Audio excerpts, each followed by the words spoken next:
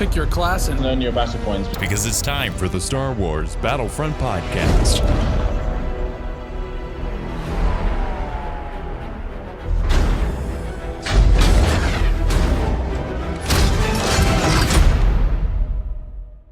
Welcome to episode 175 of the Star Wars Battlefront podcast. I'm your host, Sage Goodman, joined by my brother and co-host, Sam Goodman. Hello there. In this episode of the podcast, we'll be going over the recent community transmission, going over the new appearances coming to Star Wars Battlefront 2, as well as some of the tweets going on the Battlefront. Got some interesting news about the heroes and how they... Let's get started.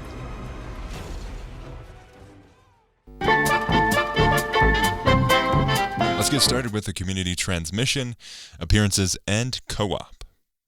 There have been many battles throughout the Star Wars saga, and the Battle of Yavin ranks up there as one of the most iconic.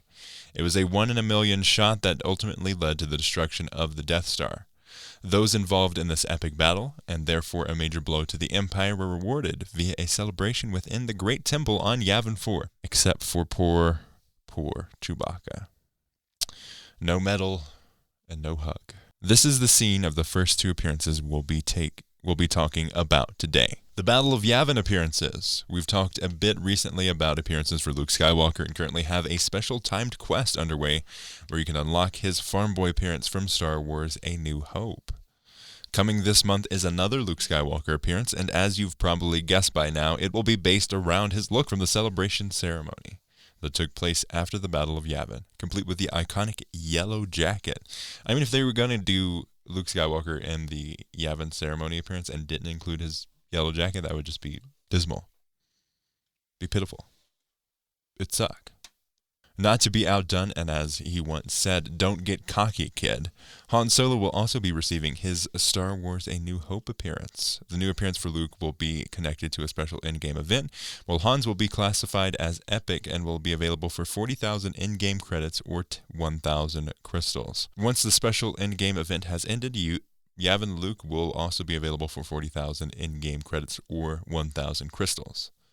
You'll be able to join the Battlefront as Luke Skywalker and Han Solo in their Yavin 4 appearances once the Another Night on Endor update launches on the 23rd of this month. Co-op Defend. We've received a lot of great feedback on co-op since it launched last month, and we're really happy with the responses so far. We're expanding co-op this month, and with it will come the ability to defend on each of the planets. Hallelujah! On Kamino, you'll be able to defend. On Geonosis, you'll be able to defend. On Naboo, you'll be able to defend. On Kashyyyk, you'll be able to defend. And Felucia, you'll be able to defend. The above appearances and co-op defend will be arriving in the Another Night on Endor update, which is due for release on October 23rd. We'll be back shortly for more details surrounding our return to the Forest Moon of Endor. Better bring a flashlight. Yub nub. So what do you think of these additions coming to the game, Samuel? Solid overall monthly update for sure. Definitely. Liking the defending additives. That's really cool to see.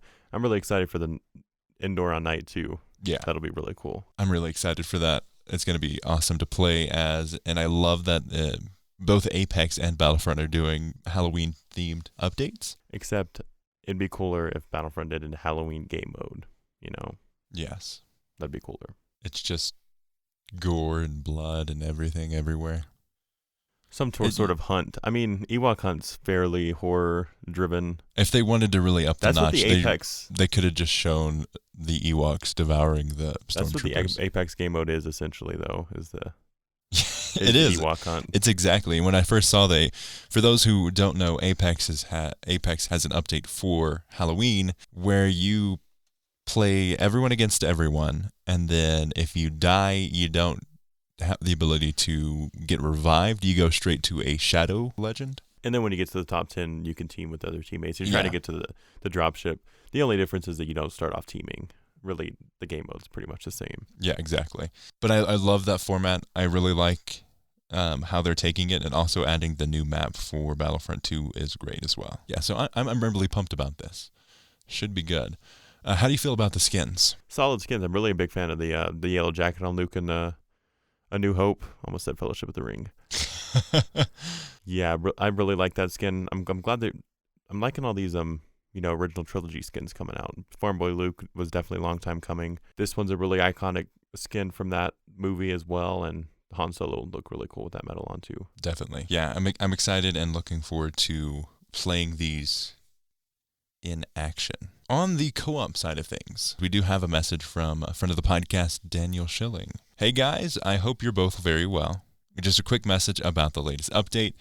I'm loving co-op. It's amazing. For me, it's almost perfect. As an average player, I don't have to worry about not becoming a hero, as the whole team can be one. The AI is great. I've been matched several times. The fact that you can accomplish milestones in this mode is great. What I'd like to see is all the heroes to choose from, not just the 4 and the AI using different heroes too. All I've seen is Yoda, Chewie, and Maul. It still amazes me that some online players just want to work on kill streaks and not play the objective, but that's just a small moan. It won't stop me from playing this. As normal, a small donation is on its way. Keep up the great work. Kind regards, Daniel. Yeah, my same mentality with the objective playing, because you have these players that are just trying to rank up stuff, just getting kill streaks, and that's all they're doing. I mean, that's one way to play the game, but I mean, I don't know. It just angers me when you're the only person on your team doing the objective. Yeah, definitely. Because it takes a lot. There's of always fun that one person on the team that's trying to do the objective regardless. There's always that one guy. Yeah. And then they take advantage of that guy and use them to, extend the time so they can get more kills. Mm-hmm. But it's a fun game fun mode for overall. Sure. It's not, like he said, it's not going to stop me from playing it. Yeah, really fun. One of the most surprising game modes that I've, that I didn't expect much from it. Exactly. Like we went over that last episode, but yeah, really exceeded my expectations. I had my hopes really low, so that probably helped out for sure. But really enjoy this game mode, and when I do play Battlefront, I'd most likely play that game mode if anything. Yeah, definitely. Something that I did want to mention, and that I would love for them to focus on. So, friend of the podcast and friend in real life, Preston, big Preston, he came up to visit, and we were he hadn't played instant action yet, and was wondering if it was 2 players. And I had forgotten whether or not it was 1 player or 2 player. It is 1 player. That's something that I would love for them to change. I would love to play split screen instant action. Pretty ridiculous that that's not 2 players. What's the point of playing offline if you don't have someone? That's the whole reason I want to play offline is to play someone. Beat someone up or because if I want to do that, I'll just play the co-op online. Mm-hmm. That game mode. And yeah, they need to add that. That should have been regardless in there because they already do multiplayer on the offline missions and all that. Most of the other missions are available offline. So I don't see why it would be a problem doing this. I don't see any issues. Yeah, I would love to see instant action split screen. What we ended up doing is breaking out Battlefront 2, the original, and playing split screen instant action on that. So we did find a fix to play Battlefront 2 instant action split screen, but it involved going to the original game. I would love to see instant action being updated to where we could get split screen, where you could choose your side, and if you wanted to play on the same team against AI, that would be great. Also offline, not online. Split screen. That's what I want. Now, let's move on to the skins. How do you feel about, I know we both really like the skins, like you said earlier, but how do you feel about the heroes getting more skins? Definitely nice. I mean, they definitely picked some heroes that have a crap ton of skins already. That's what I'm glad that they're skins. Luke has quite a bit. But when it adds to heroes that already have skins. And like Han Solo has the most skins of anyone in the game, I believe. Yeah, he's got a crap ton of skins. He's got the skin from the story mode in the game, and he's got a bunch. He's got 2 solo skins. He's got the Hoth skin. He's got this new skin. And also an indoor skin, right? He's got that scruffy. Yeah, where he's got the beard. The beard skin from the campaign. So he probably has the most skins out of anyone. Lando has quite a bit too, but. And then we have Darth Vader, who doesn't have a skin. We also have most of the more villains, importantly, Palpatine. Most of the villains don't have Maul. skins. For sure. Captain Phasma, you could just break apart her helmet and have a skin there. Right, for sure. And even with the villains, their skins are pretty lackluster. Yeah. Iden Versio's literally just her without a helmet on. Like, how much more creative do you get? Boba Fett doesn't have anything. Boba Fett doesn't have anything. Darth Maul doesn't have anything. Darth Vader doesn't have anything. Captain Phasma doesn't have anything. Bossk doesn't have anything. Like, that's quite a bit that don't have any. General Grievous has a few really cool skins, but yeah, he's probably Count Dooku has the Count pajamas. Dooku It's really cool, and even Grievous. his Dark Ritual skin's pretty cool. Yeah, those are the only two that I can think of that have skins. And those are characters that came with the season pass. Yes. We've had no love for the original set of villains as far as skins go. And they don't have an excuse that there's a lack of content and skins in the Star Wars universe because, I mean, Homeboy alone, Palpatine, has 30 skins you could get off right off the top from the first movie. He's changing constantly. That boy's got a wardrobe. Yeah. We went to the Denver Art Museum, I think in 2017, and they had the Costumes of Star Wars exhibit. And I kid you not, Palpatine alone in that exhibit Palpatine and had Padme, like 15. Palpatine and Padme made up that exhibit, really. Yes, Padme had like 20. Palpatine had like 15. So there's so a many plethora of options, available. so they don't have that excuse to lean on. I don't know. I mean, they're obviously adding skins, so they don't have an excuse not to add. Do some love, but they have a bad habit of doing this. They'll release the game and not show love to the older original villains / heroes. Even in Battlefront 2015, they weren't really touched. Except for Luke, man. Luke's got some Luke skins. is solid. There's some exceptions, of course. Han Solo, he got the love because of the new movie. So same with Lando. But yeah, they do have a couple favorites and mostly on the hero side. So yeah, hopefully in the future they do broaden their horizons and do some of the oldies, Palpatine, Broaden? Darth Vader. What'd I say? Brighton?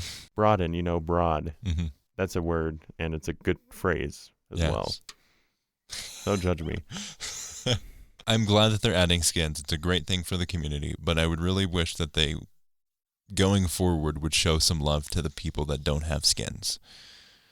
I mean, for example, the ones that I want the most are Robolegs Maul, any of the versions. I think the most realistic one is like Glendon, a friend of the podcast, Glendon Mello, mentioned would be the one from Solo. And then I would also like a Palpatine Emperor skin. That's number one on my list there. Yeah.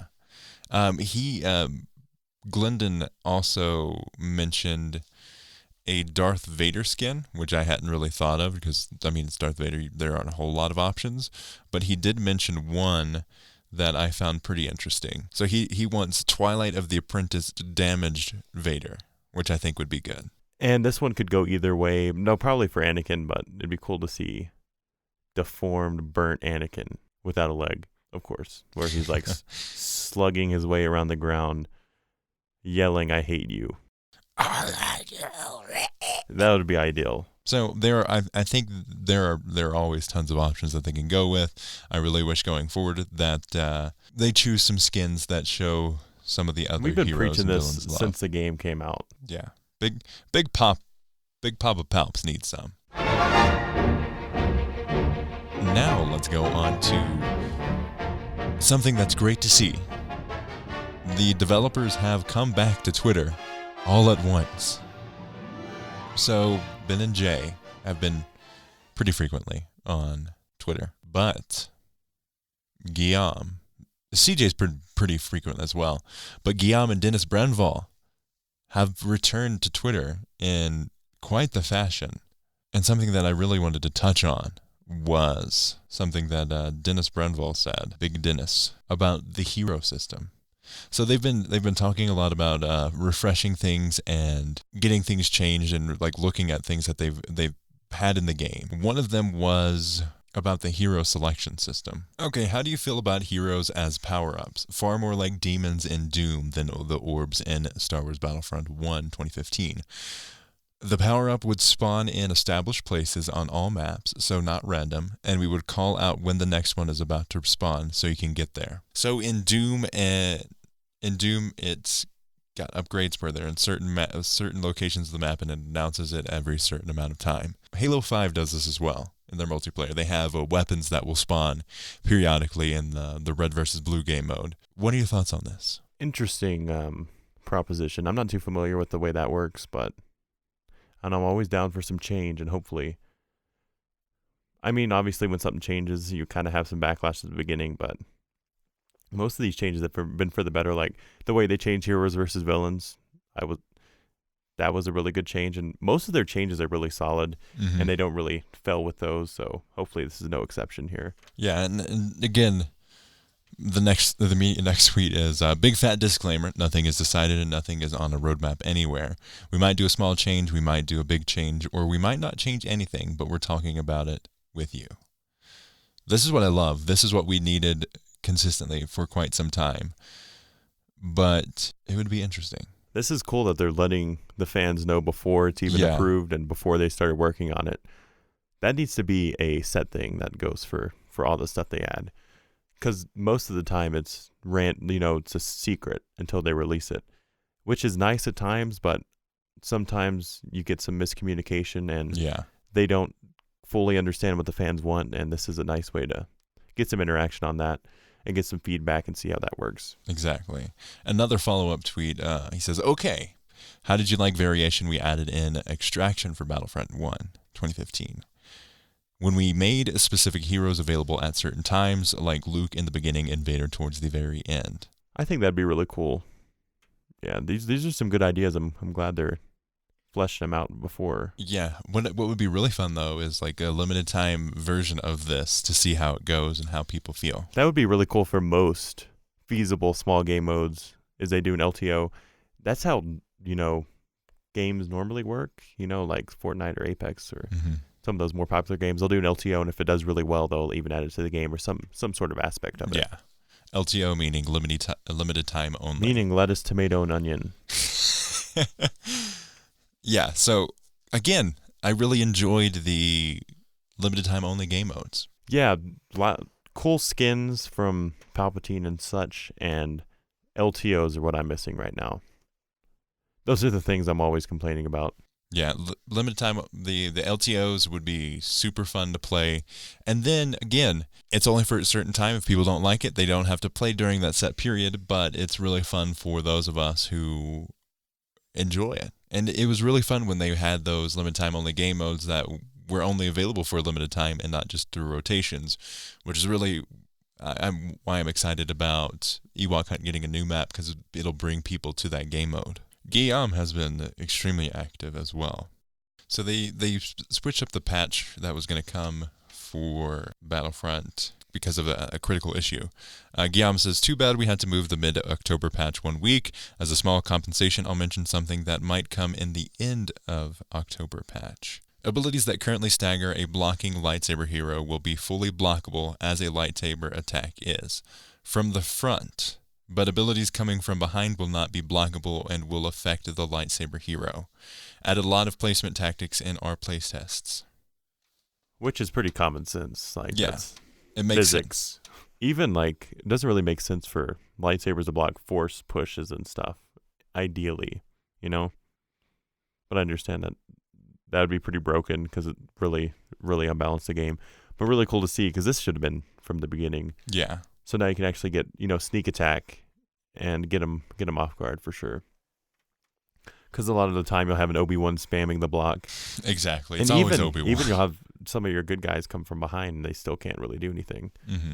Now, something that is kind of sad, especially for you and friend of the podcast, Preston, Boba's getting some changes. There's some Starcard redesigns for Boba and Vader. About the Boba Starcard change. 2 Starcards were a problem in Heroes vs. Villains.